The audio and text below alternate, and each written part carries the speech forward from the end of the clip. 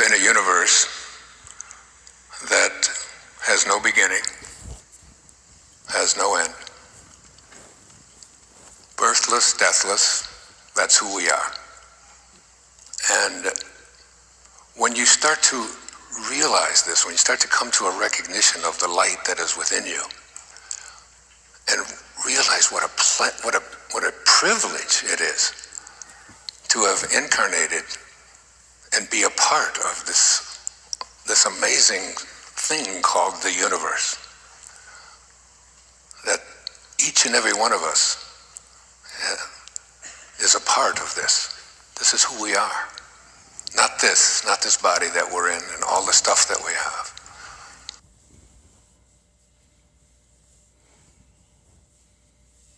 Of the Hubble telescope, which is in orbit, it's 360 miles above the Earth, circling. They're going to have one that is going to go into a 1,000,000-mile circle in an orbit. They're getting ready to put that into orbit, and it's a look at one little piece of the galaxy that is closest to us. The galaxy that is closest to us is 2.5 million light years from here. That's a long jaunt. Light travels at 186,000 miles per second. So if you try to figure out how far light goes in a minute, you got to multiply that by 60, and then in an hour, and then in a day. And imagine in a year, and then imagine in 2.5 million years. And then you'll be at the closest galaxy to us, in the Milky Way galaxy. And there are an estimated 100 billion galaxies in this universe that we're in. So, as you look at this camera on the telescope, go in, and every little dot that you see of the millions of dots that are on there represents a star, which represents and has a sun and has planets circling it. There are millions of them that you'll see. So this is a little bit about what this video says. It says, in January 2015, the largest NASA Hubble telescope image ever assembled, this sweeping view of a portion of the Andromeda galaxy. It's just a tiny little portion, 61,000 light years across, just a jaunt. Through the galaxy is over 2 million light years away. The Hubble telescope is powerful enough to resolve individual stars in a 61,000 light year section of the galaxy. So let's just take a look at this.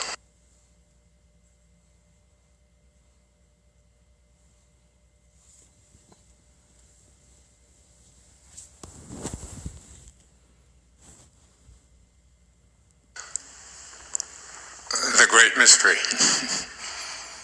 That's just one tiny little speck of one little galaxy, and they estimate 100 billion of them. But I don't know who does the counting and how they can figure that out, because basically what we are in is an endless universe, a beginningless, endless universe. And every time I watch that and I think about that, I think about how we're so obsessed with what we do right here on this one tiny, tiny little hunk of rock spinning around our sun. And we just saw millions of them just pass through our eyes.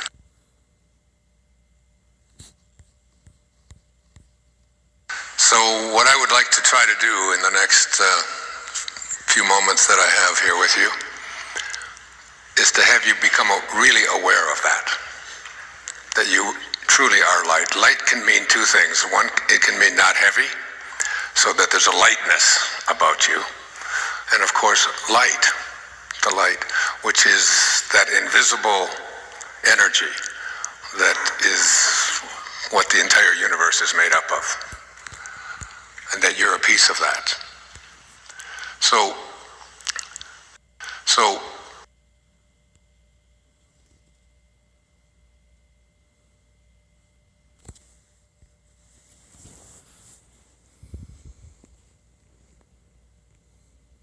billion of them. But I don't know who does the counting and how they can figure that out, because basically what we are in is an endless universe, a beginningless, endless universe.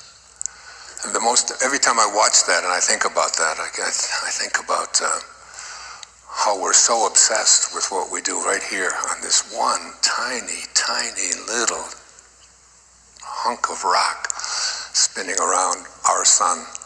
And we just saw millions of them just pass through our eyes.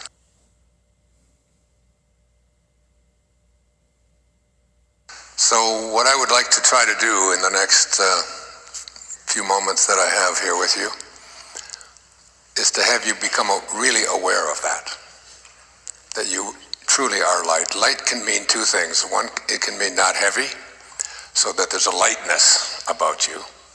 And of course, light, the light, which is that invisible energy that is what the entire universe is made up of, and that you're a piece of that. So, first thing is I want you to just take a look at your fingers. All 10 of them, if you have 10. If you have polydactyly, look at 12 fingers. If you had a couple chopped off, and what I want you to do is say to your fingers, especially to the fingernails, I want you to ask those fingernails to stop growing. I want you to use your inner power, and when you go to sleep tonight, I want you to talk to them and ask them to stop growing. It's just a pain. You got to clip them, you got to do all of these things with them, you got to get the cuticles. I want you to see if you can do something to stop them. And there are 7 billion people on the planet, so there's 70 billion fingers with fingernails on the planet. And I want you to think about whether or not you think that there's an individual God that applies just to you, or you think that there might be an invisible intelligence of some kind that is responsible for all of our fingers being grown. And it's happening all the time. Ask your hair to stop growing. I've been very successful at that. But it now comes in my ears and my nose and my shoulders. And you start to have this awareness that there is something invisible that doesn't just pertain to me as an individual, that is operating to make everything that is alive have life in it. It's not a personal thing, it's an impersonal thing. Rumi, one of my very favorite poets from back in the 12th century, 13th century, said this about a rose. He said, what was said to the rose that made it open was said to me here in my chest when I met you. He was speaking about God. He was speaking about love. That there's an indefinable, invisible, can't get a hold of it, can't look at it under a telescope, can't find it. There's an intelligence that it has many names. I'm just going to use God as the name, but you can call it anything that you want. You can call it the Tao, which a lot of people in the world do. This invisible intelligence that is growing your fingernails and beating your heart. An East Nin said, and the day came when the risk of remaining tight in a bud was more painful than the risk it took to blossom. So that we can find a way to direct ourselves so that we get past this idea about our personal self and to recognize something that's in each and every one of us that's in everything, that when we align with it and rid ourselves of this ego of ours, this thing that that edges God out, this invisible intelligence out, and starts to have a different set of beliefs about who we are. You know, this ego of ours says that who I am is what I have, what I own. It's what I accomplish. It's what I do. It's what other people think of me. It's my reputation. And it's separate from everybody else. Even though that invisible intelligence that is growing every single one of our fingers and fingernails rather, it's connected to everything. And we recognize that there's not like an individual God for me to just grow my fingernails or beat my heart or that it's doing it all. Not only is it doing it all for me, for each and every one of us, but on our planet.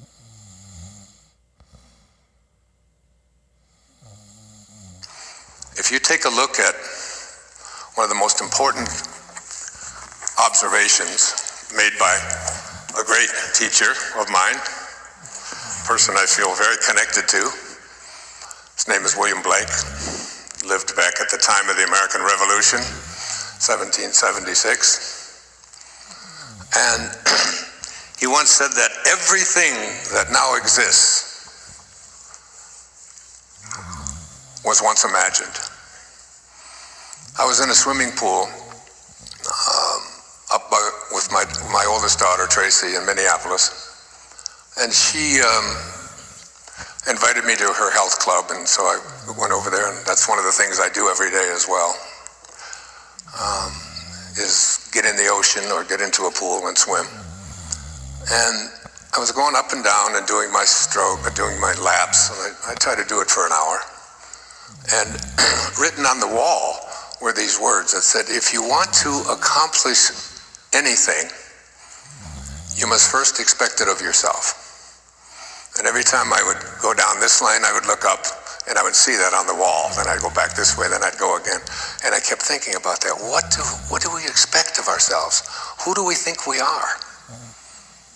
And William Blake said, if the doors of perception were cleansed, everything would appear to man as it is, infinite.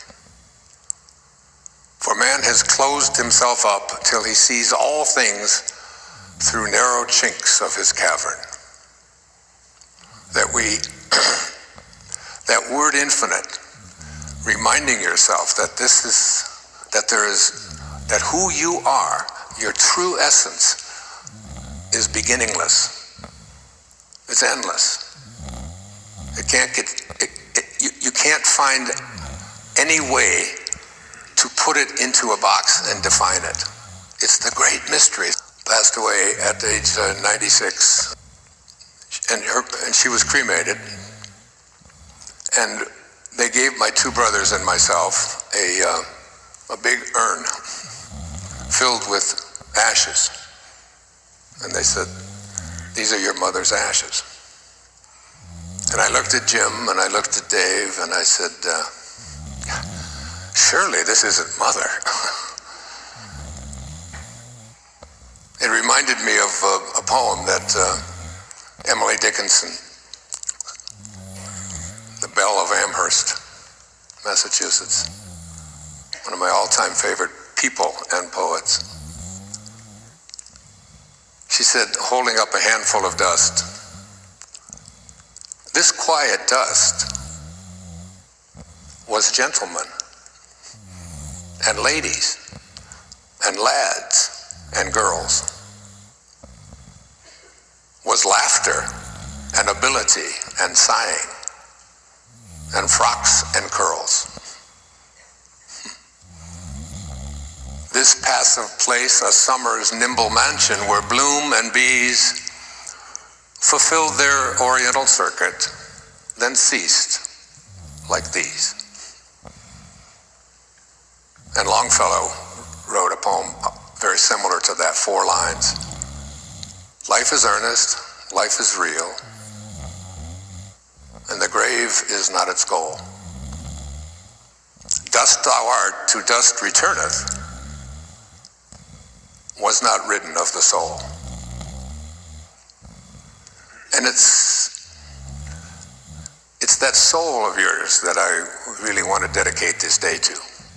It's that glorious mystery that we all share. And so many of us live lives so filled with fear, so filled with anxiety, so afraid of this thing called death. And it's almost as if we have to reprogram our subconscious mind to an understanding that our true essence. See, I have a picture of myself on my wall when I was 21 years old. And I really thought that was me when I was 21. That's over 50 years ago. So I'll be 75 in a couple of weeks. Can you believe that?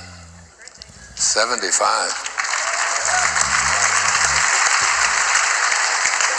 And I have sex almost every day. It's amazing. Yeah. Almost on Monday, almost on Tuesday, almost on Wednesday. I'll take almost, all right?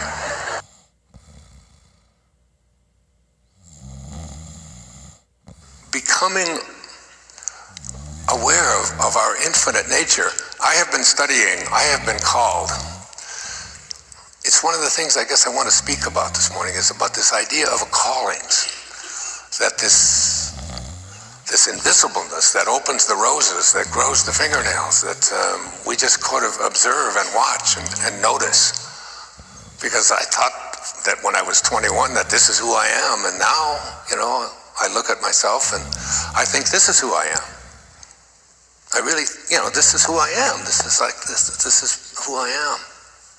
It's my body. It's where I live. And yet there's not one cell left in that picture of me from 50 years ago that's on my wall. There's not one cell. Vasistha said that, a great teacher in India said that there's not one body on this planet that's more than 7 years old. Because every single cell gets replaced. Totally, completely. Even the femurs, and that really the tough part, the hard ones, all replaced. All chemically different than. So there's this constant thing about, we think that we are in this body and we think that it's us, and then we turn around and it's something else. My teacher in India, Nisargadatta, when there was asked the question, what is real, Master, what is real? He said, that is real, which never changes. Anything that's in a constant state of changing isn't real, because the minute that you got to get it and you got a hold of it and you think you've got it, it's something different. So the part of you that is real, the part of me that is real, it's still the me that's in this body, was in a 10-year-old body, was in a 15-year-old body, 30-year-old, 40-year-old, all of these different bodies. And the idea that when this journey is over for me, that somehow that could be the end of me, when it has never been the end of me, all through all the various bodies that I've inhabited, and I keep taking on new ones over and over. So I've been having these callings. I think that this light inside of us calls us, pulls us in certain kind of directions in our life. And in the last, maybe 6 months or so, of just amazing transformations taking place in my life. These real heavy-duty callings. One of the callings I had was to find this person that was on the internet whose name was called Anita M.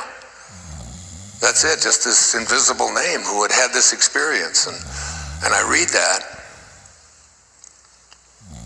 and I want to suggest to you that when you have something inside of you that is called a burning desire, that it's not placed in there by who you think you are.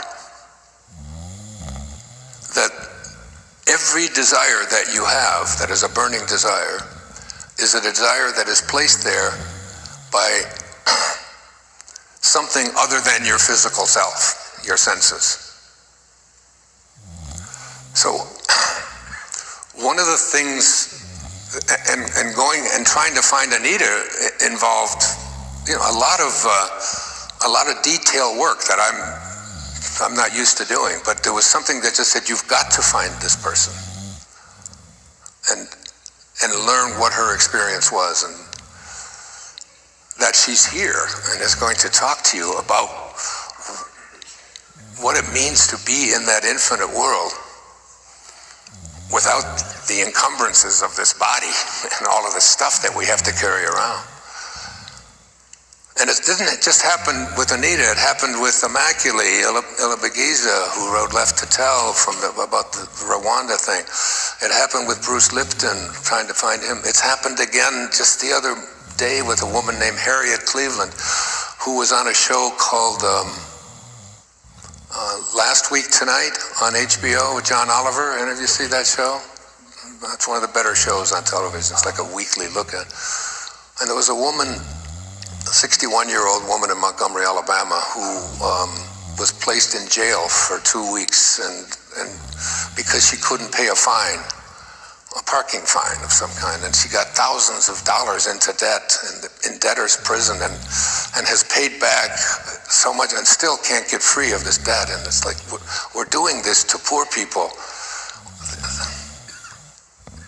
What we do to people who don't have means and how we feel about them and treat them is one of the hardest lessons. And anyway, I've just tracked her down and paid her fine. Finally paid it off. She's free.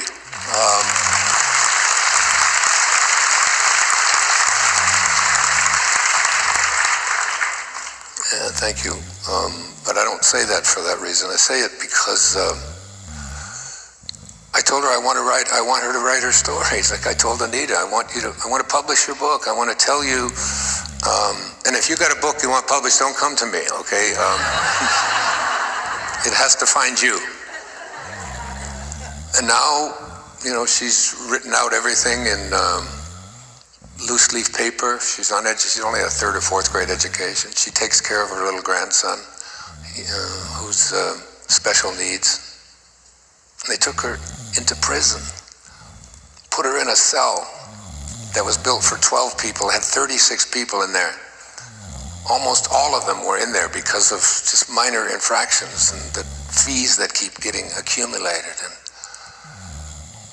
we have to shift this hatred that we have inside of us, this lack of concern and care and recognition that we're all in this, the same force, the same God that is growing her fingernails right now in Montgomery is growing ours. That we all share this. We share this infinite universe. And she's written it all out, and it's just so beautiful to see. And we're gonna change this. What's going on? This is what happens in Ferguson, in Missouri. It's a horror show. It's a horror show.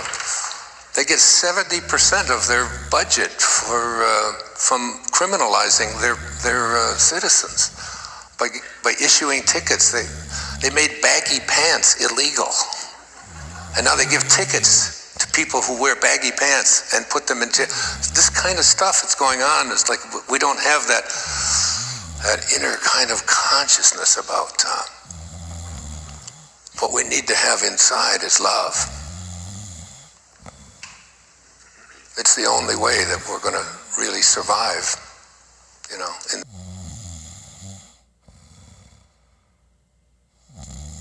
Imagine a universe that never ends. Never ends. Imagine that whatever it is that is responsible for the creation of that created you, that you are a part of that. Imagine that. How grand a feeling that is, how powerful a notion that is. And what I've been called to read, I've just spent, my kids will tell you, I'm not even going to go home and be with them for my 75th birthday, which they all are trying to make some big celebration, because I've just got such a profound calling to understand what I'm talking about here today in a deeper way, and to apply it and to make it an impact in our world. I was guided one day. I was sitting at my place on Maui, and for some reason, a burning desire was put inside of me. Now, you're going to get these calls. And the question is, what happens to you when one of these callings comes along? Do you pay attention to it? It's what's growing your fingernails.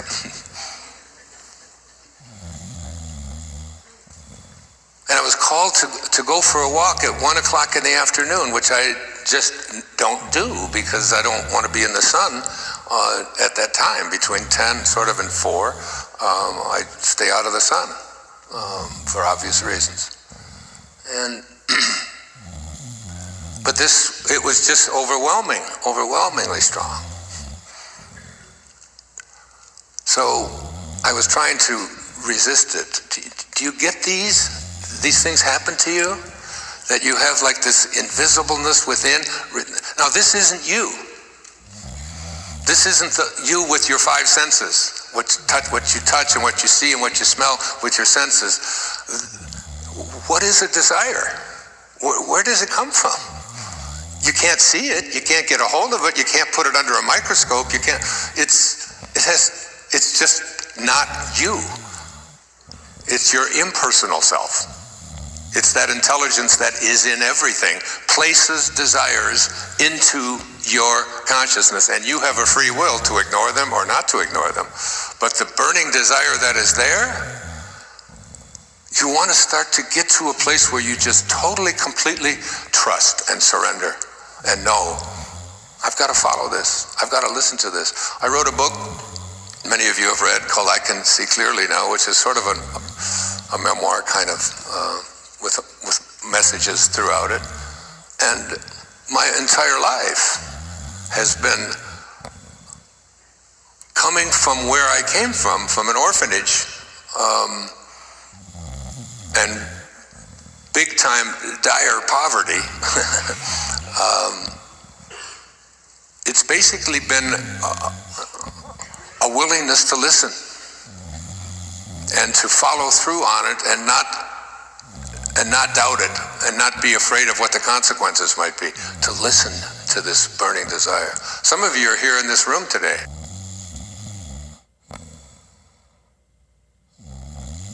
So I get called at 1 o'clock in the afternoon to go for a walk. I walk out in the sun, cover myself up so I'm out walking. I don't know why. I just like, and on the way back, right next door to where I live, there's 4 people, and one of the couples in there said, my husband, who's sitting right there, has the same kind of leukemia that you have, and he was told to read this particular book, and if he could get through it, then he would have an understanding and a way of eliminating that from his life. And I said, what's the name of the book? And I had a long conversation with these people, with this couple, who have now contacted me and I'm friends with. And the book was right here. I'm going to do a little reading from it a little bit later on today. It's called Vasistha's Yoga. I don't recommend it unless you just really are disciplined. But if you look through this, there's not a page in here that I haven't written notes on. I read the entire thing. It took me 70 days to read the entire thing. I talked to Deepak about who Vasistha was, and I told Anita about it. And as I read it, it was speaking about infinite consciousness. And that infinite consciousness is a lot like, It's a lot like space. And one of the things that Vasista says in here is that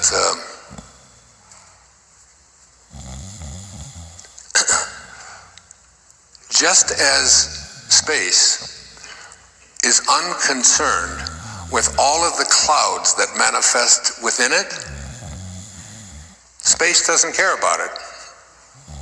We don't even know what space is, do we? It's like, here, give some of it over here. We don't even know what it is. We can't even define it. And yet it's inside each and every one. Just as space is unconcerned with all of the clouds that manifest within it, so too is infinite consciousness unconcerned with what manifests inside of it. Like that you manifested inside this infinite consciousness. You just showed up in it, and now here you are, floating around in it on this little orb, this oblate spheroid that is hurling and spinning and orbiting, moving at 17,000 miles. We're moving at 17,000 miles an hour. That's what they estimate right now. It sure doesn't feel like that, but it's like we're just sitting still. That's what we think. It's a complete illusion. William Blake. To see the world in a grain of sand, and a heaven in a wildflower, to hold eternity in the palm of your hand and infinity in an hour, we are all led to believe a lie when we see with, not through the eye, which was born in a night to perish in a night, while the soul slept in beams of light. Light in beams of light. There's an infinity called infinite consciousness, and it took me 70 days of reading and studying and underlining and rereading and going over every word of this. It challenged myself. It's the third largest single book ever written. This thing has got tiny little print. And it was something that I couldn't stop myself from doing. And as soon as I finished it, I said, I'm going to read it again. I'm going to do it again. Meantime, I was directed to the life and teachings of the masters of the Far East. 6 volumes. I brought 3 of them with me because I'm going to quote from them. What this is a collection of writings by a man named Baird Spalding, which I recommend that you all read. It's readable, it's exquisite, it's exciting. It gives you a sense that there is nothing impossible, that even death, this idea that the body has to die. Deepak Chopra and I traveled the world together, spoke at the Palladium in London together in front of 5,700 people. And he would stand up there on stage and say, and this was 20 years ago, and he would say, aging is a mistake of the intellect. And this has taught me that. I think the aging process can be reversed. I'm in the process of doing it. I feel younger now than I did 5 years ago. I look younger than I did 5 years ago. I'm seeing physical changes taking place in my body because I've shifted my consciousness to I am light instead of I am Wayne Dyer and this is my resume and this is what I've done and this is what I've accomplished, and then it's time to die. That healing is a process that we think we get a hold of. The medical community tries to convince us that we got a hold of what can be healed and what can't be, and what's incurable and what isn't, and how much illness that we have to live with, and how much, and we have living living, breathing example of someone who went from end-stage cancer and was told that you have only a few moments to live. No one who's ever had end-stage cancer that we know about has ever even survived it, let alone going around the world to tell the story and convince people about we are all light.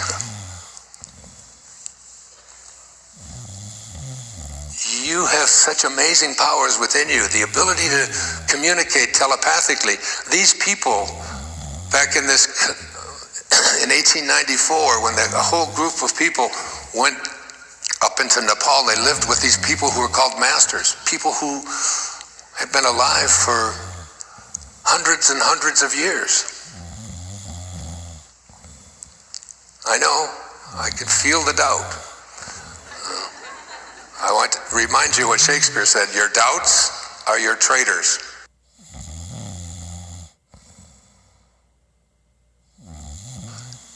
If the Doors, you've heard of Jim Morrison and the Doors? Do you know where they got their name? Aldous Huxley wrote a book called The Doors of Perception. There are things that are known, and there are things that are unknown. And in between are the doors. That's where that name came from. The doors. Jesus said in John 10:9, look it up, I am the door. The I am is the name of God.